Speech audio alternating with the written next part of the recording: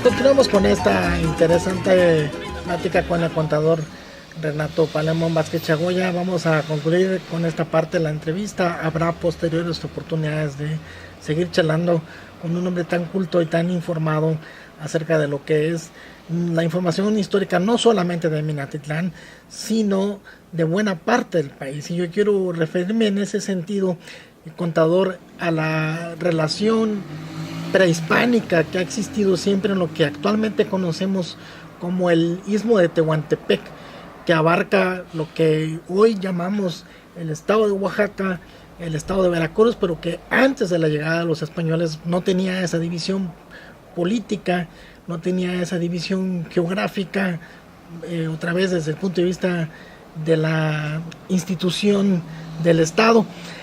Y sí había intercambios culturales, había una vida común, se puede decir. Bien, lo que ocurre es que tenemos constancia de la relación geográfica de 1580, de que en la región, la provincia de Coatzacoalcos, se hablaba el mexicano corrupto, o sea, náhuatl, popoluca, mixteco y zapoteco. ¿Y por qué se hablaba esas cuatro lenguas?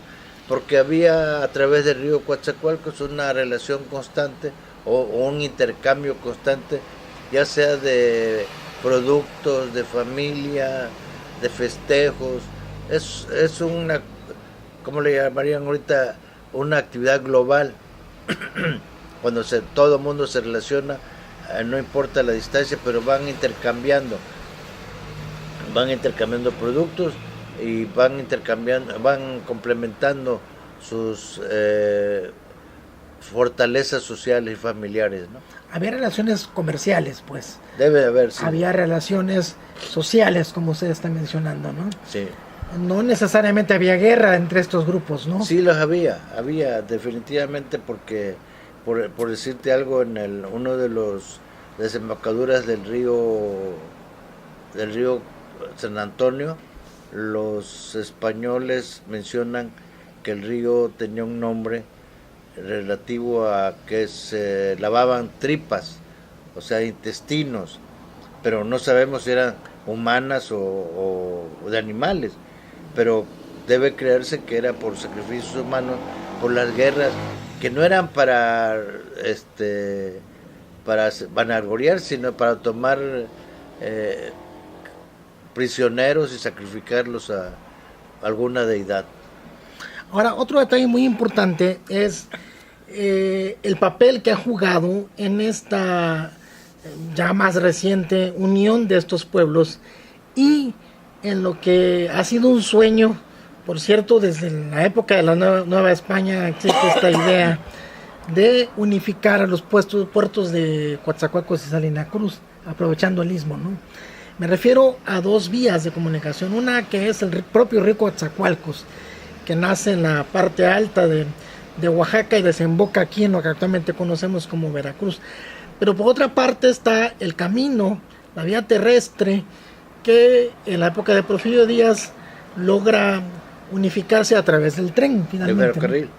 De ferrocarril, pero digamos, ya en la época de la Nueva España y después en el Porfiriato, y hoy seguimos pensando en ese tema de unificar estos dos puntos estratégicos. Bueno, el primero, lo real es que sí estaba comunicado antes de que llegaran los españoles.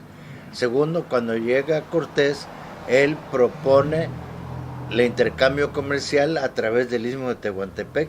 Lo intenta, pero ve que no es tan fácil, no es tan económico. Y después se le enjuicia, hay un juicio de procedencia contra él, que le tiene que irse a España a defenderse y recuperar el virreinato, porque ya era parte era el jefe de gobierno de la Nueva España. Y después ya en el siglo XIX, el presidente Antonio López Santana concede a unos franceses, concede la concesión de todo el trayecto del río Coatzacoalcos, 50 leguas de lado y lado, para que exploten todo lo concerniente a tierras, a pasos, a comercialización, apoblamiento, todo. Desafortunadamente fracasó, como les menciono, a tal grado que decían en esa época que había más cruces en el panteón que gente en el pueblo de Minatitlán. O sea, fue una barbarie eso, pero todavía como consecuencia de la concesión que otorga Santana, los Estados Unidos invaden Minatitlán, Cozoleacaque y Jaltipan porque se canceló esa concesión, que indebidamente el francés se cedió a uno norteamericano y sirvió de pretexto para, en la misma época que invadieron México, cuando la gesta heroica de Chapultepec, la invasión de Tampico, puros pretextos para querer pues, mantener el dominio sobre la política mexicana. Posteriormente se ha intentado con Porfirio Díaz, los gobiernos de hace 50 años, 60 años, han implementado mecanismos políticos, aparentemente económicos, para darle fomento a este sueño, que no es fácil, porque además de lo costoso que resultaría, tendrían que darse una serie de mecanismos que tendría que derribar algunas actitudes, algunas costumbres que impiden totalmente su formación y su desarrollo y su operación, y pues no es vergüenza decir que hay que combatir totalmente la corrupción, ¿no? Aquí, en la última etapa, la más actual, estamos hablando de las zonas económicas especiales, como el último gran sueño a partir del gobierno de Enrique Peña Nieto. De hecho, es muy reciente, fue el año pasado que se impulsaron estas estructuras desde el punto de vista jurídico, al menos. Una zona económica especial en Coatzacoalcos y la otra zona económica especial en Salina Cruz, con este sueño de unirlas. Pero yo quiero regresar a la parte histórica para concluir. La parte que usted nos mencionaba del intento de Cortés de aprovechar estas rutas. A ver, corríjame, entiendo que este proceso que hace Cortés lleva en algún momento al aprovechamiento de la fábrica que estaba aquí en Tacoteno, lleva a llevar por mulas mercancías a lo que es actualmente San Juan Evangelista, aprovechar el río San Juan, llegar a Tlacotalpan y de ahí llegar al puerto de Veracruz para unir pues los dos continentes. Bueno, la intención de Cortés fue después de la conquista en 1521, y te digo, no abarcó un periodo mayor de 20 años. Lo de la fábrica, lo del aprovechamiento de madera, ya fue en el siglo XVIII. Primero en el siglo XVI fue lo de Cortés, en el siglo XVIII sería lo de allá la intención de crear el astillero, el aserradero y todas las comunicaciones para aprovechar el istmo de Tehuantepec. Hasta ahí llegó Cortés, no logró hacer No, más. Cortés llegó, te digo, 20 años, cuando más, después de 1521. O sea, ya no, él no le tocó.